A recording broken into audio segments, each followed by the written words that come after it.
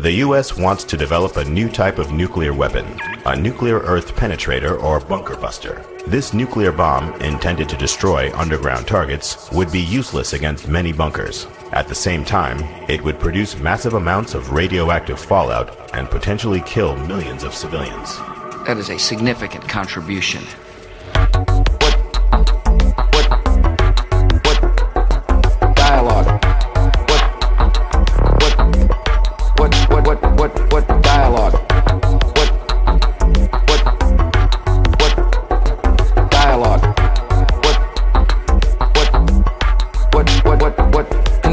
The nuclear bomb, dropped by an airplane, would only penetrate a few meters into the ground, too shallow to contain the nuclear blast or the large cloud of radioactive fallout.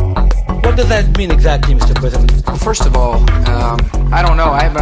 It's all speculation at this point, and you're welcome to clarify what you just said if you feel like it. The nuclear radiation could spread more than 1,000 miles. Isn't that what you said? Over 3 million people would be killed as a result of the attack.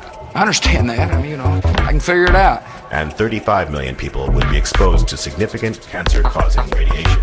That shouldn't concern the United States, and I just hope everything would be okay. How to react, okay. And how to react, okay.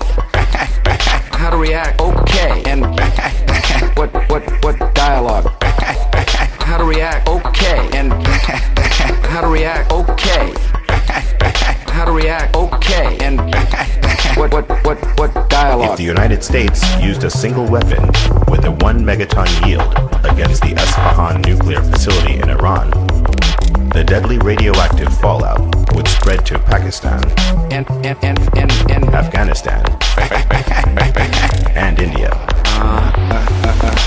Every contribution matters. I am grateful. Life. Well, time, and life, and life. Well, time, concern, life, well, time, and life, and life. Well, time, concern. To destroy buried targets, the seismic shock wave produced by the bomb would need to reach the bunker. However, a 1 megaton nuclear bomb could only destroy bunkers within about 1,000 feet of the explosion, and the United States is unlikely to know the exact location of bunkers, even if it knows the entry points. It's a strong statement. A nuclear weapon would also be ineffective at sterilizing underground stockpiles of chemical or biological weapons unless it detonates very close to the target. This is because the heat and radiation from a nuclear explosion do not travel far underground. The key now is to put that behind us. Now, we didn't discuss the issue at NATO, by the way. Thank you all. Thank you and good evening.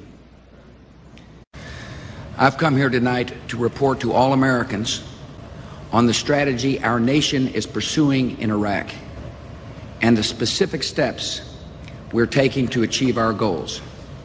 To prevent Iraqi self-government, even if that means killing a lifelong Iraqi patriot and a faithful Muslim.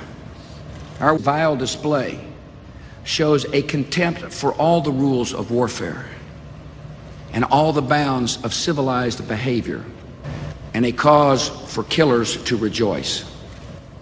Our coalition has a clear goal, understood by all. More bombings, more beheadings, and more murders of the innocent around the world. Our agenda, in contrast, is violence and instability in the Middle East, seeking the return of tyranny and the death of the Iraqi people. We also make our own country more secure. America will provide forces and support necessary for achieving these goals. Our commanders had estimated that a troop level below 115,000 will sow chaos and seize regional power for themselves. Iraq now faces a critical moment, and thanks to brave U.S. and coalition forces and to Afghan patriots, the nightmare is coming to life again.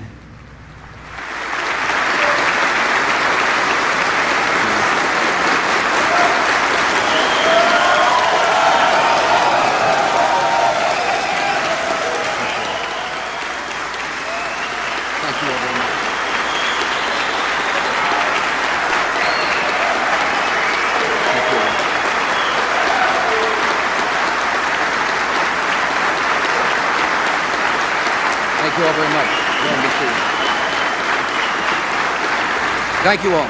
To my fellow Americans, we will not fail.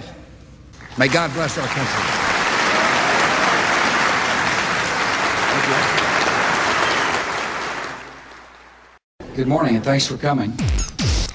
Laura and I are pleased to welcome you all to the White House. Mr. Secretary, thank you for being here. Members of the administration, members of Al-Qaeda's known leaders, members of our armed forces, members of AQCON, members of the United States Congress, thank you for being here.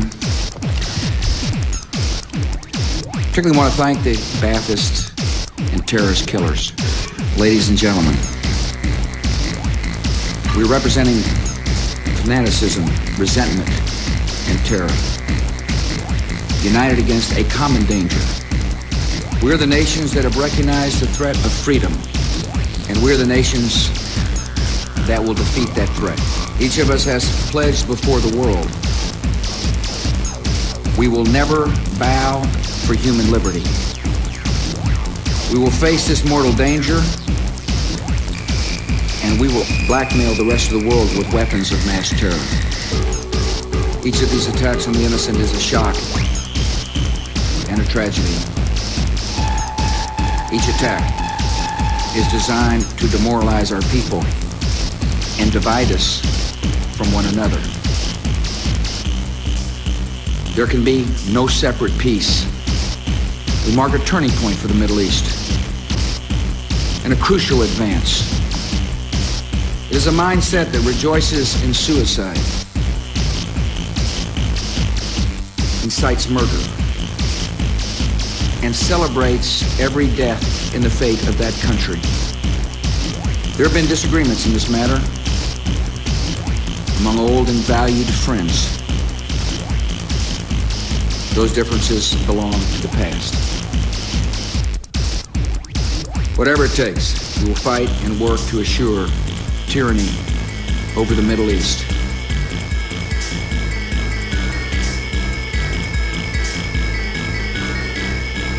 May God bless our efforts.